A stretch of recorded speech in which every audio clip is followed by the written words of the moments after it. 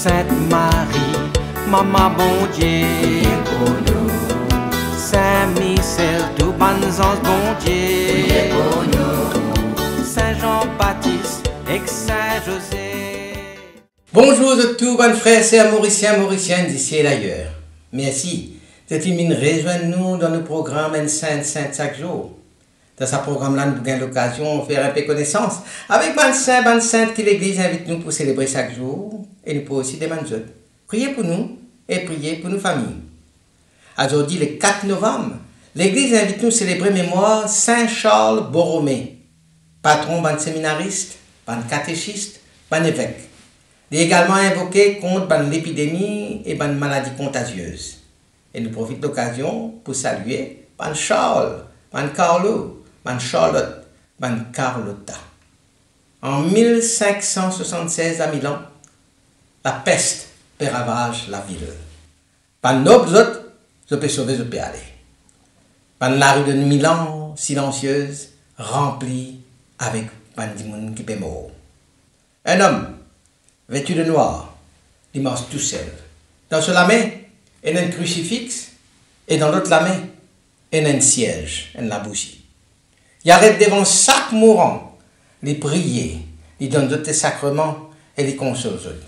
Et cet homme-là, c'est Charles Borromée, archevêque de Milan.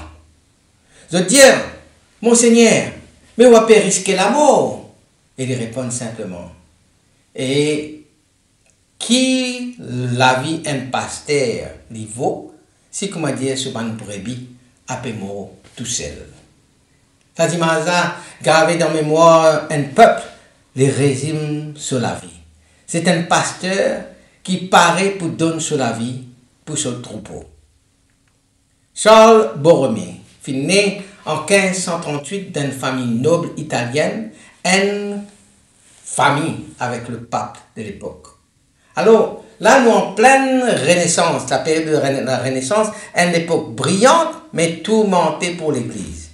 Il y a un scandale, une corruption, et la réforme protestante a pu fragiliser Rome. Ce tonton, le pape Pie IV, il le pape, et Charles a seulement 22 ans, il est nommé cardinal et archevêque de Milan. Un immense diocèse qui peut subir une crise spirituelle. Donc Milan, un immense diocèse, mais en crise spirituelle. Mais au lieu qu'il profite de son noblesse, il choisit la pauvreté, il choisit la réforme et il choisit le service. Il devient un des grands acteurs du Concile de Trente qui, pour renouveler la foi catholique et la discipline de l'Église. Charles Borromée est un homme profondément sensible et très rigoureux. Son plus grand la lutte, c'est l'étant de lutte contre le confort et le pouvoir. C'est un jeune cardinal, 22 ans, il est un cardinal. Jeune cardinal, il est capable de mener la vie de luxe à Rome, mais il choisit la vie de pauvreté, d'austérité. Il vend tout ce qu'il dit bien, il distribue ce revenu à les pauvres et il vit comme un moine. Sa mission, c'est ça. Réformer l'Église de l'intérieur. Il fonde un séminaire pour former un prêtre instruit et un prêtre qui pieux. Il crée une école pour les enfants pauvres et il organise un catéchisme populaire dans tout le village. Charles Borromée affronte beaucoup de résistances terribles. Certains ecclésiastiques sont hostiles à ce réforme qui a pu rapporter et sont même fait l'attentat contre la vie. Un jour, pendant qu'il a prié, il y a un religieux révolté, en colère, qui prend un revolver et qui tire l'eau. À bout portant, la tape l'eau sur soutane, mais il n'est pas pénétré sur les corps, sur la chair. Alors Charles, tombé sur l'impact, il est relevé et il dit, bon Dieu, laisse-moi vivre pour me capable de convertir celui qui finit essayer tout moi. C'est une réponse à la fois héroïque et en même temps évangélique. Tournant sur la vie, il est arrivé vers 1563. Après la mort de son frère, Charles a une pensée pour lui quitter la vie religieuse, pour lui capable d'occuper de sa famille. Mais une profonde expérience de foi convaincu que sa vocation, c'est donner sur la vie tout entier à Dieu. Alors, il a donné prêtre, après évêque. Et puis, il y a la Milan pour réformer un diocèse qui peut laisser à l'abandon. Ce soit clair. Vivre comme un pasteur et non pas comme un prince. Il simplifier ce train de vie. Il visite chaque paroisse. Il impose une discipline spirituelle fondée sur la prière, la pauvreté et sur l'amour. Pendant la peste, de raconter un miracle qui est attribué à Saint Charles Borromée. Pendant la peste, alors qu'il y a une autorité civile, une noble, je peux quitter Milan, je peux aller, Charles, il préférait rester. Il transforme ce palais de l'archevêché, comme dit l'hôpital. Il marche pieds nus, en signe de pénitence. Il organise une quarantaine avec une rigueur impressionnante. Il fait, dresse un crucifix au centre de la ville et chaque soir, il a prié publiquement pour les mourants.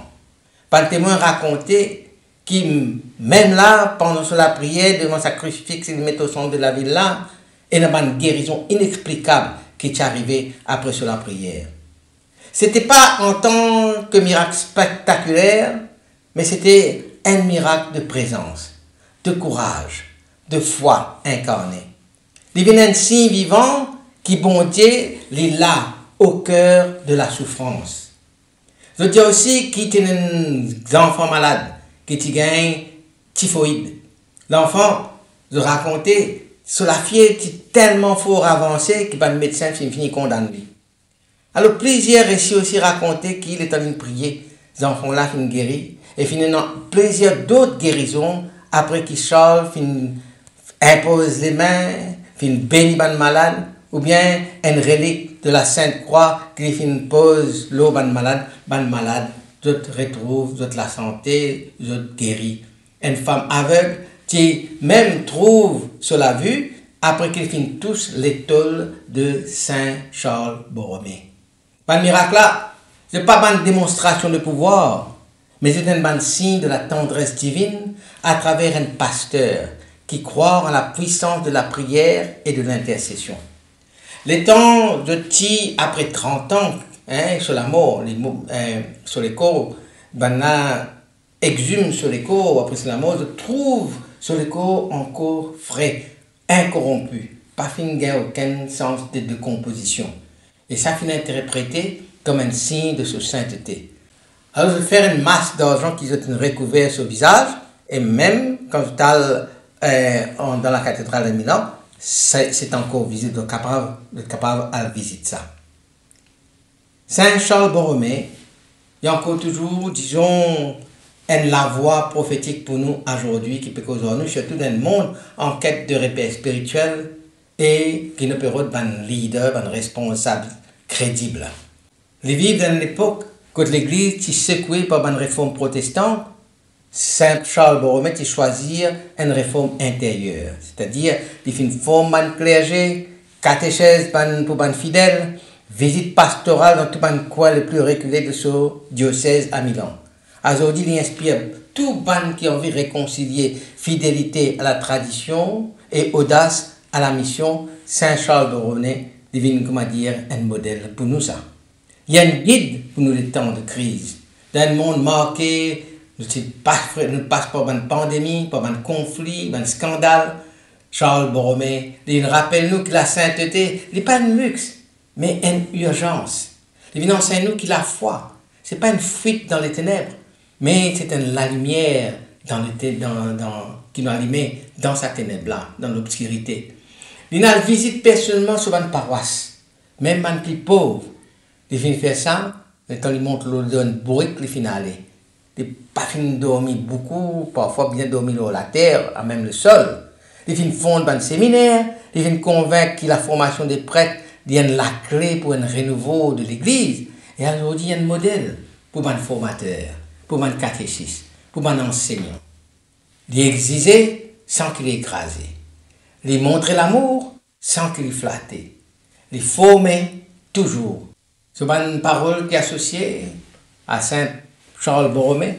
Il peut dire le prêtre doit être un miroir, non pour se regarder, mais pour refléter le Christ. Une invitation à l'humilité et à la transparence spirituelle. Il faut dire aussi, la réforme commence par soi-même. Celui qui veut changer le monde doit d'abord se convertir. Un appel à la cohérence personnelle avant toute réforme extérieure. Et il faut dire aussi, le silence est le gardien de la sainteté. Ça, c'est une parole que nous trouvons, enfin, c'est un concept que nous trouvons quand on fait plusieurs fois la vie des saints. Le silence est le gardien de la sainteté. Il encourage les prêtres à la prière silencieuse, à la méditation, loin des bruits du monde. Et puis il vous dit, ne craignez pas la croix. Elle est le trône du vrai roi. Une parole de feu pour les qui peut traverser l'épreuve. La croix, c'est le trône du vrai roi. Ne craignez pas la croix. Alors, à nous prier. Saint Charles, pasteur fidèle et intrépide, toi qui finis sailler ton peuple dans tous les cœurs, même au milieu de la peste, fais qu'il nous gagne la force pour rester debout devant une tempête, devant une épreuve. Apprends-nous pour servir avec pureté, pour réformer la vie avant qu'il nous use la vie des autres, pour compter l'Église non par orgueil, mais par fidélité. Qui te zèle, te courage, inspire ban pasteur, qui te sagesse, l'éclaire ban éducateur, qui te l'amour ban pauvre, enflamme nous les cœurs. Saint Charles Borromée, priez pour nous, afin qui, comme toi, nous vienne ban bâtisseur de foi, ban bâtisseur de paix, ban bâtisseur de justice. Amen. Qui bon Dieu bénisse eux et toujours ban proche, qui seul l'esprit habite toujours dans eux, qui le protège eux partout et toujours. Au nom du Père et du Fils et du Saint-Esprit. Amen. Et à demain. Saint-André et Saint Matthieu, priez pour nous. Saint Jean, Saint Marc et Saint Luc, priez pour nous, priez pour nous, priez pour nous. Sainte Marie-Madeleine et Saint Étienne, priez pour nous. Saint Ignace et Saint Laurent,